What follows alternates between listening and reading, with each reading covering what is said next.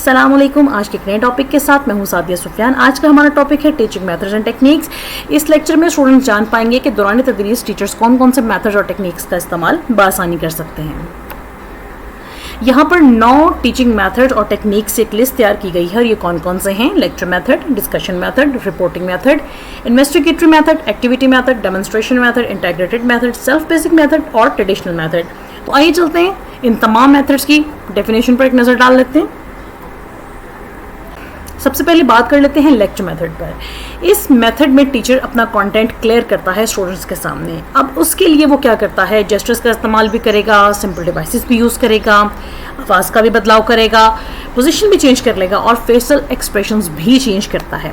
Teachers इसमें ज़्यादा active होते हैं और स्टूडेंट्स पैसिव होते हैं, लेकिन स्टूडेंट्स की अटेंशन डाइवर्ट ना हो इसके लिए टीचर्स गाहे बगाहे स्टूडेंट्स से क्वेश्चनिंग करते रहते हैं। अगला मेथड है डिस्कशन मेथड। डिस्कशन मेथड में वैरायटी ऑफ फोरम्स हैं।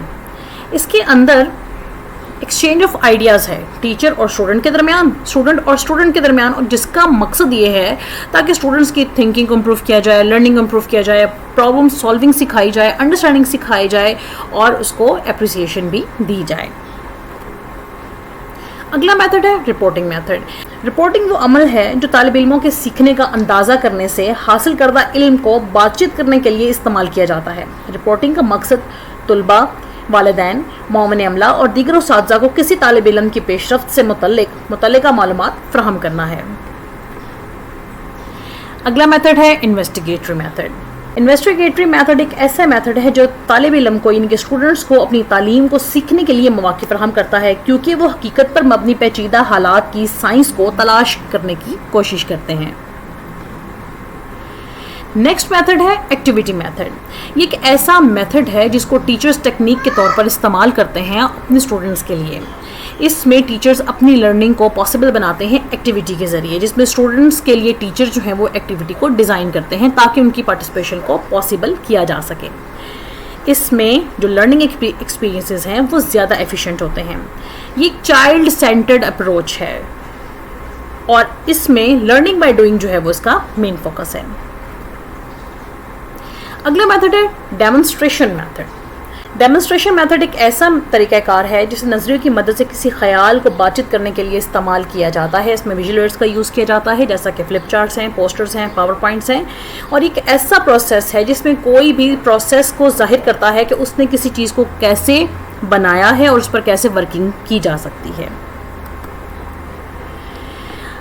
7th मेथड है इंटीग्रेटेड मेथड।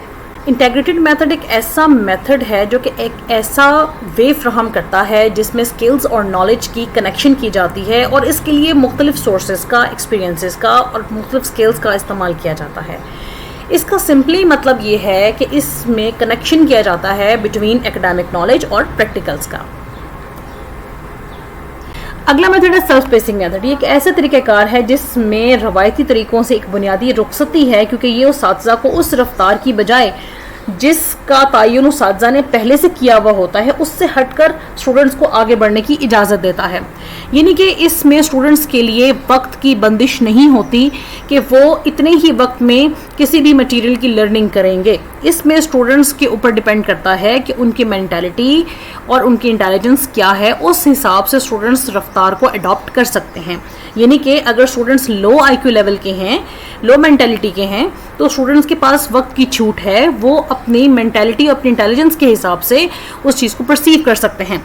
और दूसरी साइड पर अगर स्टूडेंट्स उतने ही ज़्यादा इंटेलिजेंट हैं तो उनके पास इस चीज़ की परमिशन होती है कि वो वक्त से पहले एक चीज़ को परसीव कर लें। इस तालीम के माहौल में उस्ताज़ा का जो किरदार है वो नुमायां तौर पर तब्दील होता है। ट्रेडिशनल मेथड एक ऐसा मेथड है जिसमें एक टीचर डायरेक्ट करता है स्टूडेंट को लर्निंग प्रोसेस की तरफ मेमोराइजेशन और रेसिटेशन टेक्निक्स के ज़रिए, लेकिन इसमें टीचर का मकसद स्टूडेंट की क्रिटिकल थिंकिंग, प्रॉब्लम सॉल्विंग और डिसीजन मेकिंग की स्किल्स को फ़रोग़ देना नहीं होता, जबकि ये स्टूडेंट के लिए जदीद या तामीरी नज़रियाती अंदाज में ज़्यादा बाहमी तामुल होता है। Thanks for watching. Please do subscribe, like and share.